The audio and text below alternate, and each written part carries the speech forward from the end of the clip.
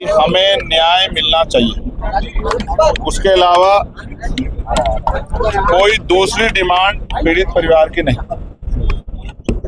परिवार से बात करने के बाद ये मैं बहुत जिम्मेदारी से कह रहा हूं कि अगर पुलिस ने जो कार्रवाई की है, उस कार्रवाई के दौरान जो रवैया पुलिस का रहा है, जो जिसमें इस तरह के अपराध में संवेदना होनी चाहिए थी, वो संवेदनहीन दिखाई पड़ता है। इससे और कई जो है इस तरह की इन्वेस्टिगेशन जिनसे ये स्पष्ट हुआ है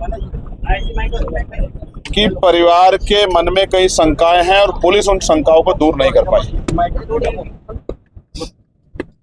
परिवारजनों के साथ उस दिन जो है जिस तरह की मारपीट हुई, ये भी आपने और मैंने देखा, वीडियो के माध्यम से पूरी दुनिया ने, पूरे देश ने देखा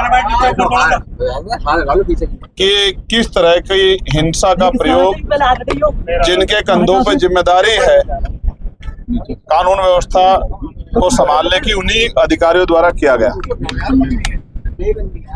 परिवार की महिलाओं को, पीड़िता की मां को भी चोट लगी है, की बहन को चोट लगी है और वो भय के साए में।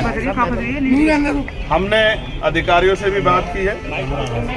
अभी मूल बात होने के लिए हमारा एक जो है प्रतिनिधिमंडल जिले के अधिकारियों से मिलने के लिए जा रहा है। मैं स्वयं जिम्मेदारियों को समझते वहां नहीं जा रहा हूं, मैं यही कार्यकर्ताओं के बीच में। और हम लोगों ने तय किया कि जो डिमांड्स हम लोगों ने रखी है उनको पूरा करने के लिए हम लोग 7 दिन का समय प्रशासन को, पुलिस को देंगे।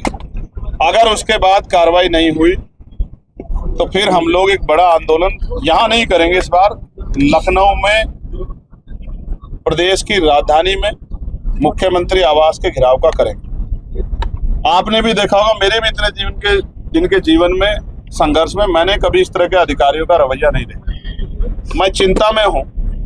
अगर छोटी सी बात से या किसी के द्वारा कोई कमेंट पास करने से अगर अधिकारी इस तरह का गुस्सा रवैया इख्तियार करेंगे, मारपीट करेंगे, जो कस्टडी में उनके साथ मारपीट करेंगे, तो ऐसे समय में ये कैसे माना जाए कि अगर और क्रोध आ जाए तो गोली नहीं चला सकते अधिकारी, गोली चलाने के आदेश नहीं दे सकते। ये चिंता है हमारे मन में। और उसके बाद अधिकारियों द्वारा खेदना प्रकट करना, उल्टा जो है जो लोग आंदोलन कर रहे थे उन्हीं को जेल भेज देना, उन पर इस तरह की धाराएं लगा देना, ये स्पष्ट करता है कि कहीं ना कहीं किसी चीज को छिपाया जा रहा है। तो इसलिए आज हमें यहाँ रोक दिया गया था। हमने पीड़ितों को सुना, पुलिस को भी सुना, अधिकारियों को भी सुना। मैं एक बात स्पष्ट कर रहा हूँ कि अभी जिले का माहौल अच्छा नहीं है। जिले के माहौल को जातीय तनाव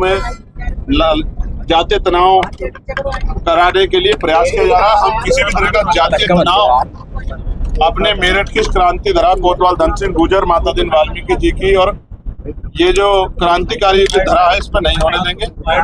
इसलिए हम सब कार्यकर्ताओं को शांति बनाने की अपील करेंगे और निष्पक्ष कार्रवाई हो, इसके लिए पुलिस के अधिकारियों ने हमें भरोसा दिलाया। अभी हम कार्यकर्ताओं से बात करेंगे।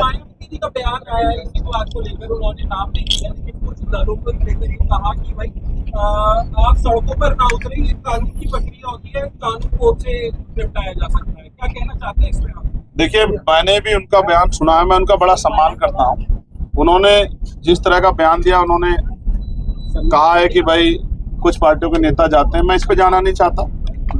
वो एक राजनीतिक पार्टी का हिस्सा है और वो आजाद समाज पार्टी की बढ़ती लोकप्रियता से उनको हो सकता है कोई उनके मन में कोई शिकायत हो, लेकिन ये सच है कि जहां सरकार तानाशाही कर रही है, मैं अकेला नहीं हूं, सारी पार्टियों के लोग समय समय पे हर किसी न किसी मुद्दे को लेकर सड़कों पे आते हैं। और किसान आंदोलन 13 महीने चला, महिला प्रोटेस्टर्स ने आंदोलन किया, तमाम कर्मचारी अधिकारी आंदोलन कर रहे हैं। आप ही बताओ, आंदोलन करने का अधिकार ना उनको या मुझे, सबको संविधान ने दिया ना, तो हम अपनी संवैधानिक शक्ति का प्रयोग कर रहे हैं, क्योंकि हमें पता है पुलिस निष्पक्ष कार्रवाई नहीं करी। अगर पुलिस कोई प्रोटेस्ट कर रहा है, पीड़ित परिवार, तो उसको लाठी बजा देनी चाहिए। तो उनकी सलाह ठीक है, जो सलाह उनकी अच्छी होगी उसको हम लोग मानेंगे। लेकिन उन्होंने कहा कि निचली अदालत से न्याय न मिले तो सर्वोच्च न्यायालय चले जाओ, तो सुप्रीम कोर्ट जाने के पैसे हमारे लोगों पे हैं। और वो ये कह रही सड़कों पे आंदोलन न करें, तो वो हम तानाशाही की छूट दे दें कि हमारी बहन बेटियों के साथ रेप हत्याएं हो, उनको मारा जाए, उनके ऊपर तेजाब डाला जाए, उनको लटकाया जाए, उनकी जमीन छीनी जाए, तो हम लोग चुपचाप घर में बैठ जाए।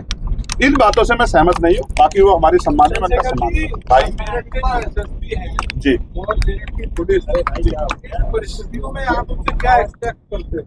देखिए, क्योंकि हम लोकतांत्रिक व्यवस्था का हिस्सा हैं और मैं भी एक संवैधानिक पद पे हूँ, तो अगर किसी से गलती हो गई तो ऐसा नहीं कि दोबारा उससे अपेक्षा नहीं की जा सकती।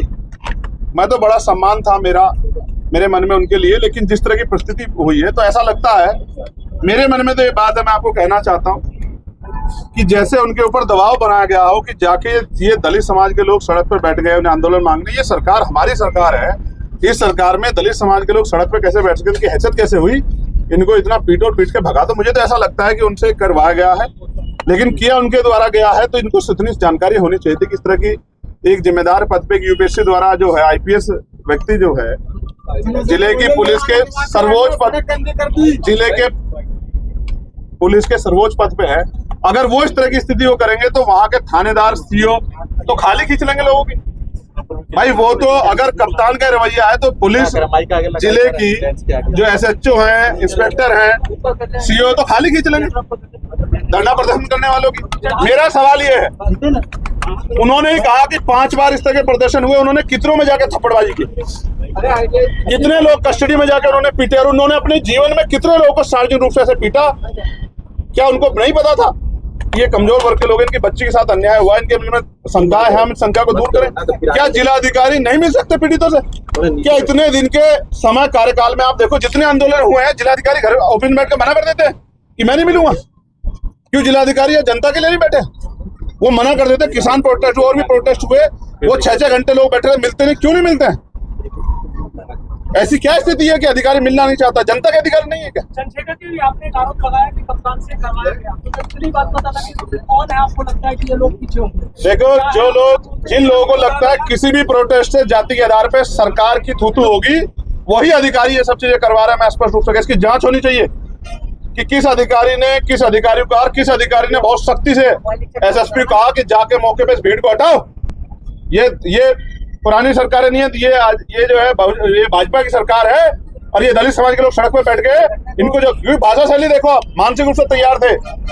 गंदी सड़क गंदी कर दी सालों ने, और इनके बाप की सड़क नहीं है। ये सड़कें तो जनता के टैक्स के पैसे से बनी है, किसी के बाप के पैसे नहीं बनी है।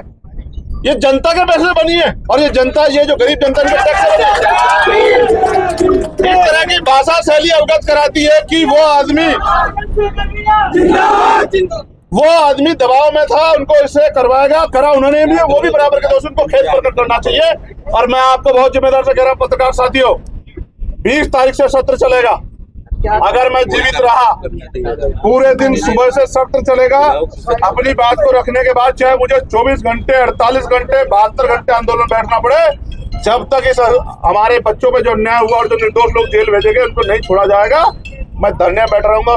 पार्लियामेंट में बाहर अंदर ही बोलूंगा और पार्लियामेंट के बाहर भी। जिस तरह के जब सांसद के कपड़े फट सकते हैं हरिद्वार में, यहाँ प्रोटेस्टर को पीट के डाला जाता। कौन सी धारा में लिखा है पीट दोगे? कौन सी पुलिस एक्ट में लिखा है? सब जो है जाति के आधार पर हो रहा है। ये जाति व्यवस्था है, ये इसका जवाब देना पड़ेगा। मेरी बात